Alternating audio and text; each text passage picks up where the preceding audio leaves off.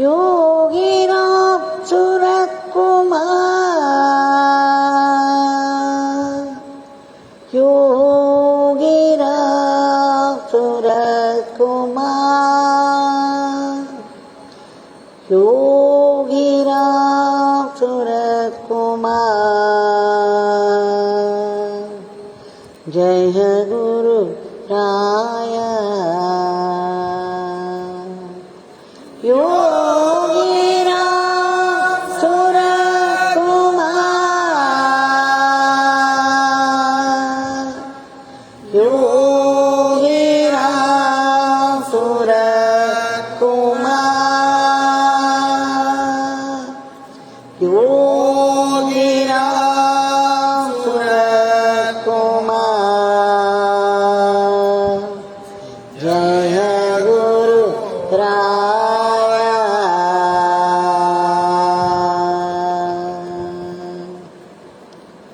भगवान श्री योगीराम सूरत कुमार की जय।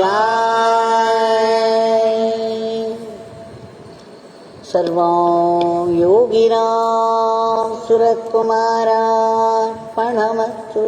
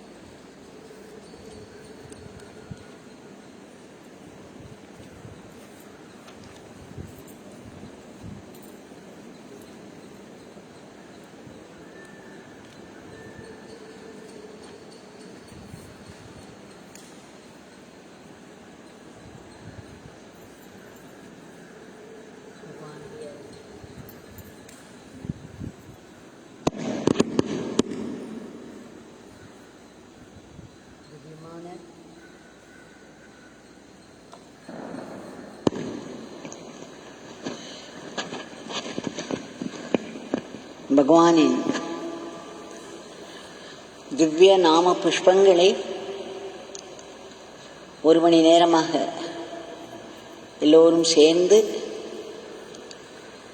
பாடி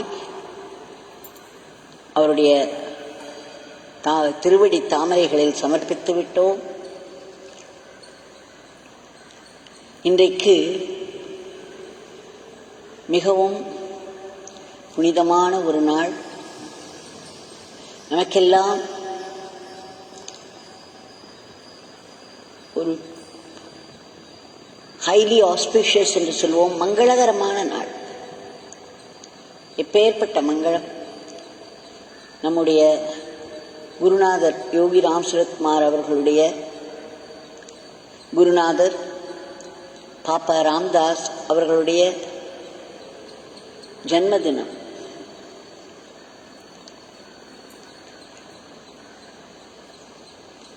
எப்பேற்பட்ட ஒரு திருநாள்! இன்றைக்கு நாம் பகவான் தன்னுடைய மாஸ்டர், தன்னுடைய குருநாதரை பற்றி சில சமயம் அவரை என் தந்தை என்று சொல்வார், சில சமயம் என்னுடைய மாஸ்டர் என்று சொல்வார், சில சமயம் சுவாமி ராம்தாஸ் என்று சொல்வார், சில சமயம் ராம்தாஸ் என்று சொல்வார். பகவான் அவரை எப்படி எந்த நிலைகளில் பார்க்கிறார், எந்த நிலையில் அவர்கள் எல்லோரும் இருக்கிறார்கள் என்பதெல்லாம் புரிந்து கொள்வதற்கோ அறிந்து கொள்வதற்கோ ஒரு தனி தகுதி தேவை, திவ்ய கண்கள் தேவை. நாம் இன்றைக்கு பகவான் அவருடைய குருநாதர் சுவாமி ராம்தாஸ் பற்றி என்ன சொல்லியிருக்கிறார் என்று பார்ப்போம். ஆனந்த ஆசிரமத்தை பற்றி என்ன சொல்லியிருக்கிறார் என்று பார்ப்போம். பல பேரிடம் பலவிதமாக சொல்லியிருக்கிறார். இதில் குறிப்பாக ஒன்று 1980 வருஷம் அக்டோபர் மாதம்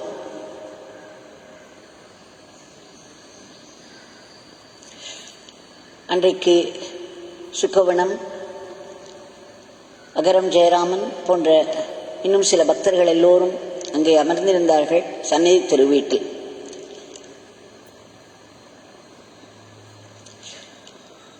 அந்த சமயம்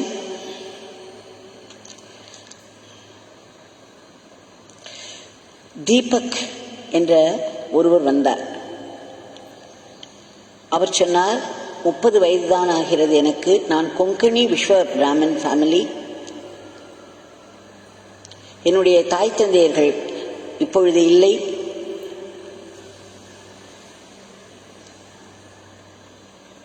ஆனால் எனக்கு ஒரு ஃபேக்டரி இருக்கிறது பாம்பேயில். ஒரு நாள் என்னுடைய மூக்கு வழியாக நிறைய ரத்தம் வந்து கொண்டே இருந்தது.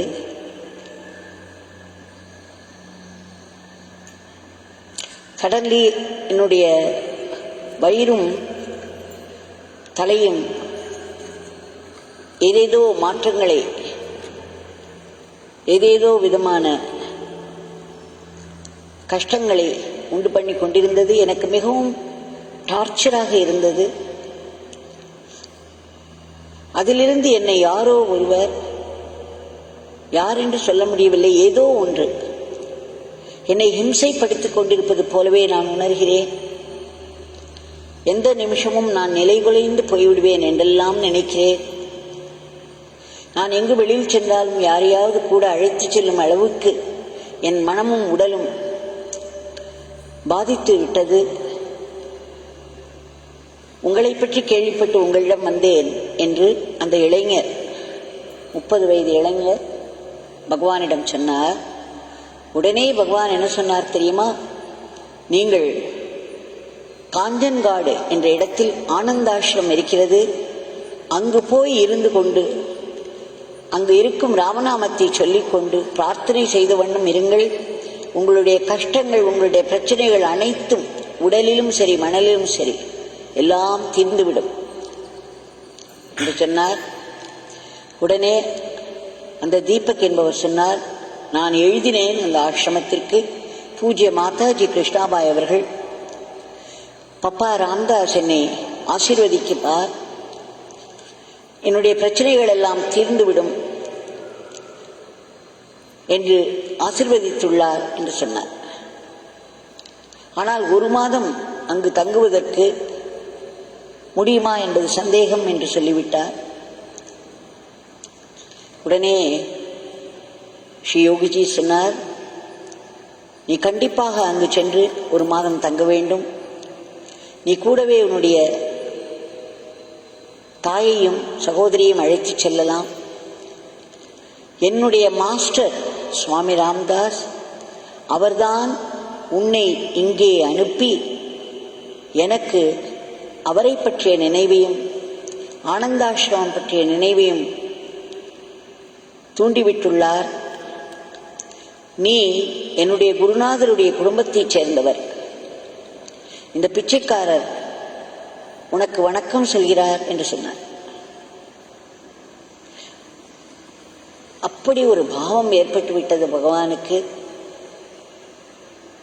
தன்னுடைய குருநாதர் பப்பா ராம்தாஸ் ஆனந்தாசிரம் நினைவுகள் வெள்ளமாய் அவரிடம் திரும்பின. பகவான் பேச ஆரம்பித்து விட்டார். அவர் சொன்னார், பாப்பா ராம்தாஸ் அவர்களுடைய ஆசிரமம் போல் இந்த உலகத்திலேயே வேறு ஆசிரமம் கிடையாது. There is no parallel ashram on earth like Papa Ramdas ashram Kanjangar. என்னுடைய மாஸ்டரும் மாதாஜி கிருஷ்ணாபாயும் அன்பே வடிவானவர்கள், அருளே வடிவானவர்கள். ஆயிரக்கணக்கான பேர்களை ராமநாமத்தில் இணைத்து விட்டவர்கள், ராமநாம சிந்தனையில் ஈடுபடுத்தியவர்கள். அந்த ஆசிரமம் 6 ஏக்கர் நிலத்தில் இருக்கிறது. அதனுடைய அமைப்பே நமக்கு பிரமிப்பை ஊட்டும். ஒரு பக்கம் உயரமான மலைகள் இருக்கும், அடுத்த பக்கம் பரந்த ஆழமான கடல். எப்பேற்பட்ட ஒரு அழகான இடம் அது! யார் வேண்டுமானாலும் அங்கு போகலாம், அங்கு தங்கலாம். அந்த ஆசிரம அன்பு நிறைந்த ஆசிரமம், ராமநாமம் நிறைந்த ஆசிரமம். The ashram is filled with love and Ramna. அவர்கள் யாரும் உன்னிடம் பணம் கேட்க மாட்டார்கள், உங்களை நன்றாக பார்த்து கொள்வார்கள், உங்களுக்கு நன்றாக உணவிடுவார்கள், உங்களுக்கு அன்போடு பணி செய்வார்கள். சாதுக்கள் வந்தால் அவர்களுக்கு வஸ்திரங்கள் கொடுப்பார்கள். அது மட்டுமல்ல, அவர்களுடைய பயணத்துக்கான வேண்டிய செலவையும் பப்பா அவர்கள் கொடுப்பார்கள். என்னுடைய மாஸ்டர் ராமதாஸ் அவர்களுக்கு மிக பரந்த மனம், பரந்த இதயம் என்று சொல்லி மறுபடியும் பரவசத்தில் ஆழ்ந்தார். பிறகு மறுபடியும் சொன்னார்,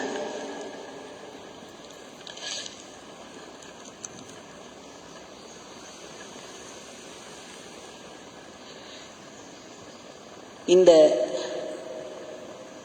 உலகம் உணர்வு என்ற ஆகாசத்தில் ஆன்மீகத்தையே ஆகாசமாக நாம் சொல்ல முடியுமானால் அதுவும் Amar Bharat, the spiritual sky of India, Amar Bharat, அதில் இருக்கக்கூடிய மிக சிறந்த ஒரு பேரொழியாக என்னுடைய மாஸ்டர் ராமதாஸ் திகழ்கிறார்.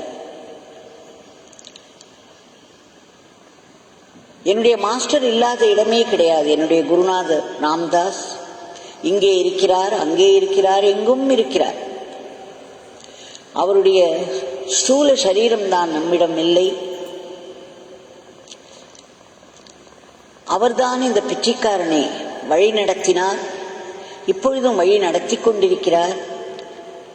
எதிர்காலத்திலும் இந்த பிச்சைக்காரனை வழி நடத்தி கொண்டே இருப்பார். அவர் யார்? அந்த தெய்வீக அன்பின் மறு வடிவம் அவர். அவரிடம் அன்பு மட்டும்தான் இருக்கிறது. அவருடைய இதயத்தில் இருக்காதவர்களே கிடையாது. ஒவ்வொருவருக்கும் அவருடைய இதயத்தில் இடம் உண்டு. உனக்கு, எனக்கு, எல்லோருக்கும் அவருடைய பரந்த இதயத்தில் இடம் உண்டு. நீங்கள் எல்லோரும் மிகவும் பெரிய அதிர்ஷ்டசாலிகள். அவருடைய ஹிருதயத்தில் நாம் பூந்து விட்டோமானால் அதைவிட பெரிய அதிர்ஷ்டம் என்ன இருக்கிறது? அவர் நம்மையெல்லாம் நன்கு பாதுகாத்து வருகிறார், நம்மையெல்லாம் நன்கு பார்த்துக் கொள்கிறார், கவனத்தோடு நம்மையெல்லாம் பார்த்துக் கொள்கிறார், நம்மை பாதுகாத்து வருகிறார், நமக்கு வழிகாட்டி வருகிறார். நம்முடைய நாட்டுக்கும் இந்த உலகத்திற்கும் நாம் எப்படி பணி செய்ய வேண்டும் என்ற அந்த வழியையும் அவர் காட்டி வருகிறார். இந்த பிச்சைக்காரருக்கு அவருடைய ஆசிரமத்தை விட்டு செல்லவே மனமில்லை. He did not want to leave his ashram. ஆனால் என்னுடைய குருநாதர் என்ன சொல்லிவிட்டார் தெரியுமா? இந்த அழுக்க பிச்சைக்காரனுக்கு ஒரு பெரிய பணி இருக்கிறது, அந்த பணியை திருவண்ணாமலையில் இருந்துதான் செய்ய வேண்டும் என்று சொல்லிவிட்டார். My master wanted this dirty beggar to serve, to do his work here at Thiruvannamalai. Do your work there என்று கட்டளையிட்டு விட்டார். உன்னுடைய வேலையை அங்கே செய் என்று கட்டளையிட்டு விட்டார். என்னுடைய குருநாதர் பாப்பா ராம்தாஸ் எங்கும் இருக்கிறார், எல்லோரையும் ஆசீர்வதித்த வண்ணம் இருக்கிறார். எங்கெங்கெல்லாம் நாம் இருந்து அவருடைய இறை பணியில் ஈடுபட வேண்டுமோ என்று அவர் விரும்புகிறாரோ அங்கெல்லாம் நாம் சென்று அவருடைய இறைப்பணியை, அவருடைய வழிகாட்டுதலில் முழு நம்பிக்கையோடு செய்து கொண்டிருக்க வேண்டும். இதுதான் நாம் செய்ய வேண்டியது. அவர் எப்படி இந்த உலகத்துக்கு சேவை செய்து வருகிறாரோ, இறைப்பணி செய்து வருகிறாரோ, அதே மாதிரி நம்மையும் அந்த இறைப்பணியில் அவர் ஈடுபடுத்தி வழிகாட்டி செய்ய வைத்துக் கொண்டிருக்கிறார். அவர்தான் இந்த இந்திய நாட்டை காத்து வருகிறார். இந்திய நாட்டிற்கு எப்படி சேவை செய்ய வேண்டும் என்று வழிகாட்டி வருகிறார். நம்முடைய இந்திய நாடு அத்தனை பெரிய ரிஷிகளுக்கும் ஆன்மீக பெருமக்களுக்கும் லீலா பூமியாக திகழ்ந்து வருகிறது. இந்த ஆன்மீக பெருமக்கள் அனைவருமே நமக்கு வழிகாட்டி நம்மை பாதுகாத்து வருகிறார்கள். நாம் எல்லோரும் அவர்களுடைய குழந்தைகள் என்று மிக ஆவேசமாக கண்களில் நீர் வழிய ஒரு உணர்ச்சி வசப்பட்டு சொல்லிக் கொண்டிருந்தார்.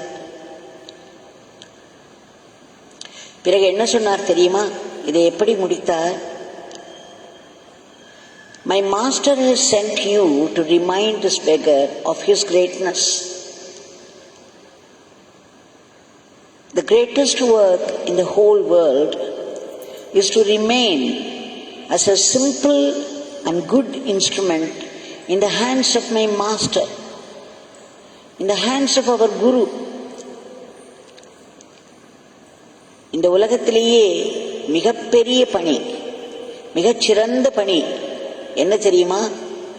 நாம் எளிமையாகவும் அதே சமயம் ஒரு நல்ல பாத்திரமாகவும் நம்முடைய குருநாதர் கையில் இருந்து கொண்டு உண்மையாக சேவை செய்ய வேண்டும். நாம் எங்கே வைக்கப்பட்டிருந்தாலும், எந்த நிலையில் வைக்கப்பட்டிருந்தாலும், எந்த இடத்தில் வைக்கப்பட்டிருந்தாலும் அவருடைய கைகளில் மட்டுமே கருவியாக இருந்து அவர் காட்டிய வழியில் அவருடைய இறைப்பணியை செய்து கொண்டே இருக்க வேண்டும். இதுவே மிகச்சிறந்த பணியாகும். இதை தவிர வேறு இல்லை. That is all, nothing else என்று முடித்தார். இன்றைக்கு பகவான் தங்கியிருக்கும் சன்னதி திரு வீட்டிற்கு சென்று காலத்திலும் பின்னோக்கி சென்று 80ஆம் வருடம் அக்டோபர் மாதம் அவரோடு கூட இருந்து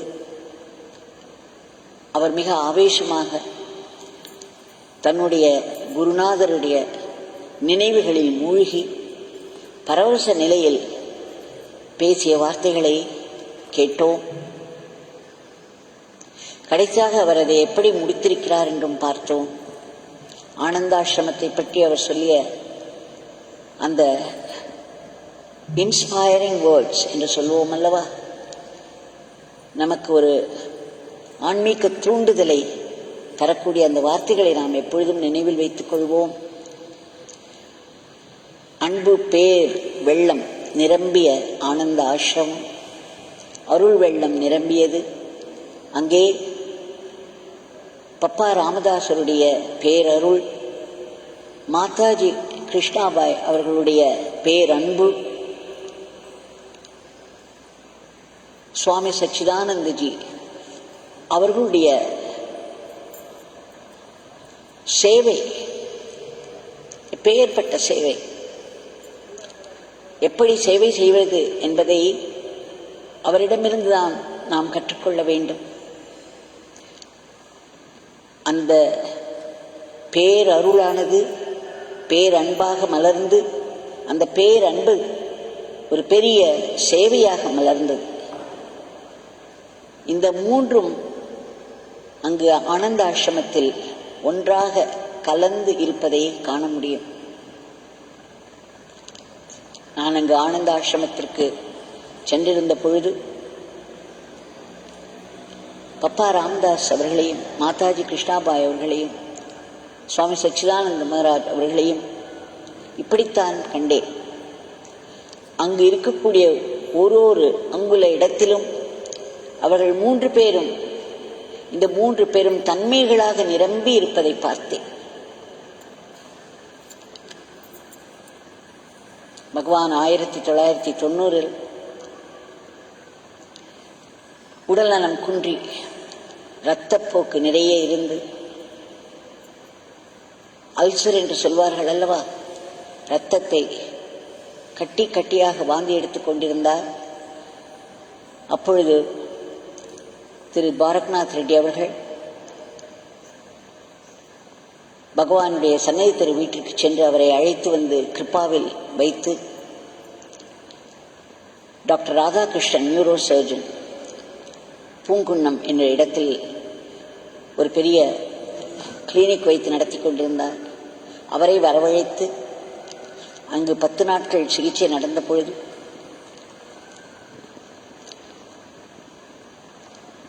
பப்பா ராம்தாஸ் அவர்களிடம்தான் நான் வேண்டிக் கொண்டே இருப்பேன், பகவானுடைய நாமத்தை சொல்வேன். ஆனால் பப்பா ராம்தாஸரிடம் பாதங்களை பிடித்துக்கொண்டு, உங்களுடைய தவப்புதல்வர் எப்படி இருக்கிறார் பாருங்கள், எவ்வளவு பெரிய இறைப்பணியை கொடுத்து அவர் இரவு முழுவதும் பப்பா ராம்தாஸுடைய கால்களை பிடித்துக்கொண்டு பகவானுடைய நாமத்தை சொல்லி சொல்லி கதறுவேன். அது எப்படி ஒரு பெரிய மேஜிக் மாதிரி வேலை செய்தது என்பது எல்லோராலும் பார்க்க முடியும். 10 நாட்களில் பகவான் எழுந்து விரைவாக நடக்க ஆரம்பித்தார். பப்பா ராம்தாஸுடைய அருள் பூரணமாக அங்கு நிரம்பி இருந்ததை பார்த்தேன். பகவானை போன்ற கிரேட் மாஸ்டர்ஸ், ஆன்மீக பெருமக்கள், தபோபலம் நிரம்பிய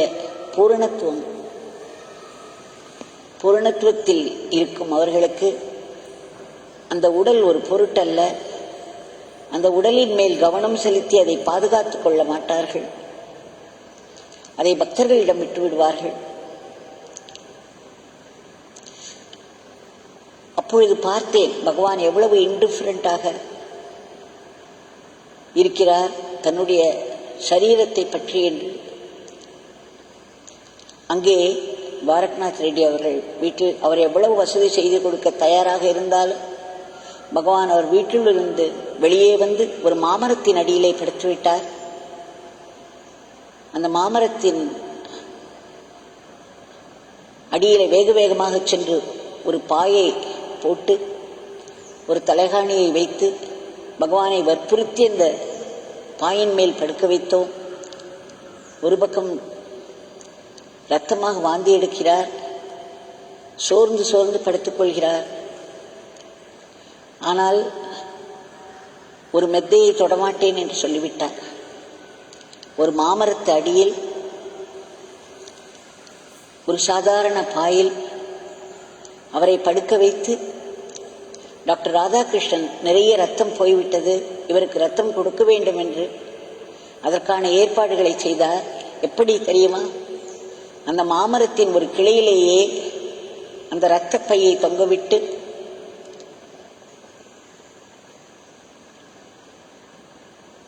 பகவானுக்குள் ரத்தத்தை ஏற்றினார். அவரை சுற்றி தேள் போய்கொண்டிருக்கும், பாம்பு போய்கொண்டிருக்கும், நிறைய செடி கொடிகள் நிறைந்த, மரங்கள் நிறைந்த தோட்டம் அது. ஆனாலும் பகவான் விரைவிலேயே குணமாகினார். மகாத்மாக்கள் எந்த ஒரு சூழ்நிலையிலும் அருளை மட்டுமே சார்ந்திருப்பவர்கள் என்பதை நான் பார்த்தேன். இது எதற்கு சொல்கிறேன் என்றால், அப்பொழுதெல்லாம் பப்பா ராம்தாஸ் அப்படி ஒரு அருளை என்னால் அனுபவிக்க முடிந்தது. ஏனென்றால் பகவானுக்கு ஏதேனும் ஆகிவிடுமோ என்ற ஒரு பயம், பகவான் தன்னை கவனித்துக் கொள்ள மாட்டார் என்ற ஒரு எண்ணம் இருந்ததனால் பகவானுடைய நாமத்தை சொல்லி சொல்லி பப்பா ராமதாசரை தான் கெஞ்சிக் கொண்டிருந்தேன். அந்த அன்பு, அந்த அருளை ஆனந்தாஷ்ரம் நான் சென்ற பொழுது அங்கு ஒவ்வொரு இடத்திலும் அதை கண்டேன்.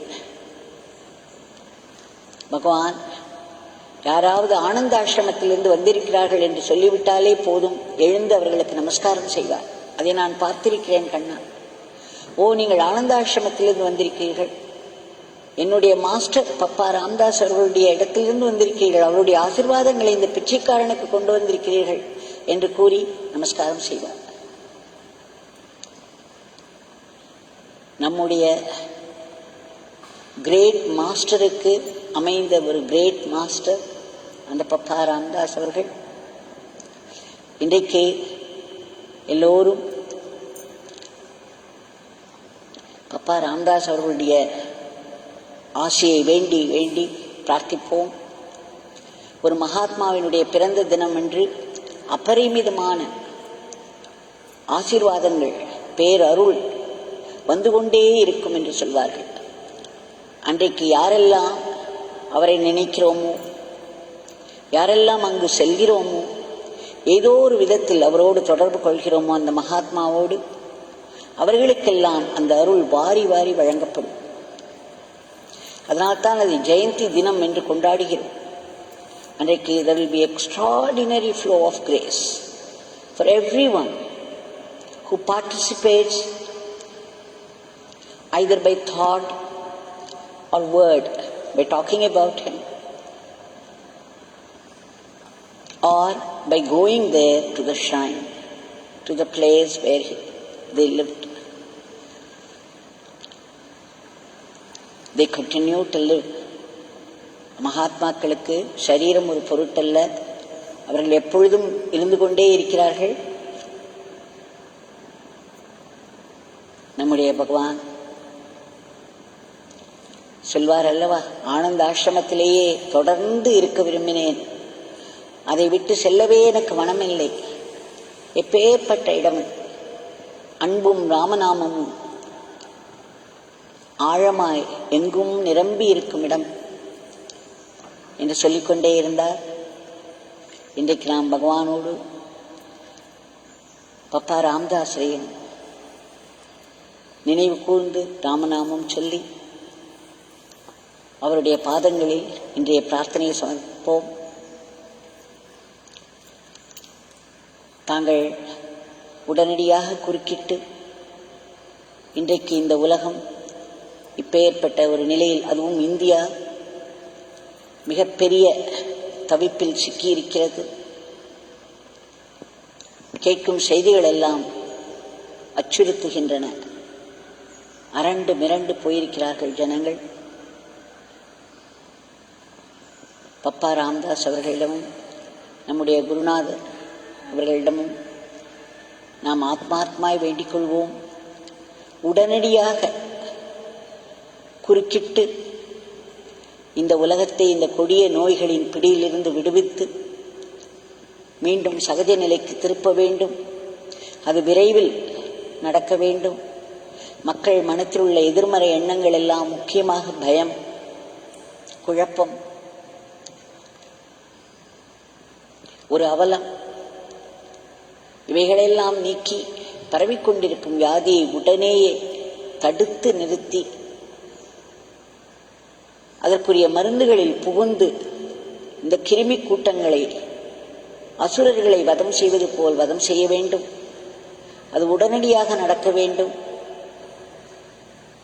இதனால் பாதிக்கப்பட்ட மக்கள் அனைவருக்கும் ஆங்காங்கே ஆஸ்பத்திரியில் அறை கிடைத்து, மருந்து கிடைத்து, விரைவில் குணமாகி நல்லபடியாக வீடு திரும்ப வேண்டும்.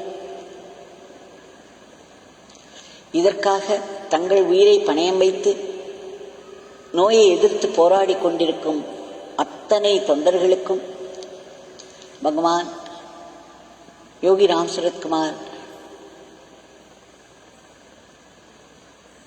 பப்பா ராமதாஸ், மாதாஜி கிருஷ்ணாபாய், சுவாமி சச்சிதானந்தஜி எல்லோரும் பேரருள் செய்து ஒரு பெரிய பாதுகாப்பை அவர்களுக்கு மட்டுமன்றி இந்த உலகம் முழுவதற்கும் கொடுக்க வேண்டும். உலகத்தில் அவர்களுடைய அன்பை பரப்ப வேண்டும். அவர்களுடைய அருளை ஆட்சியாக கொண்டு வர வேண்டும். மக்கள் மனத்தில் சேவை மனப்பான்மை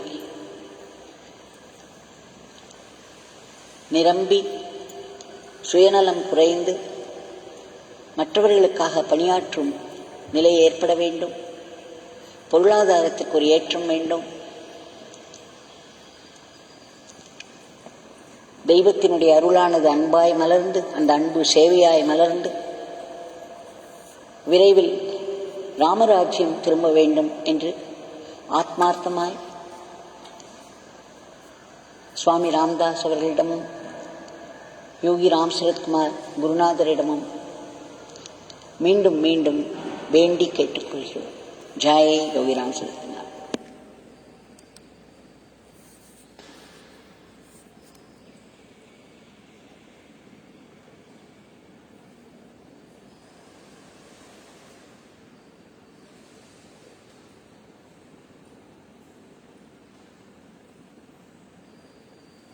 योगी राम सूरत कुमार।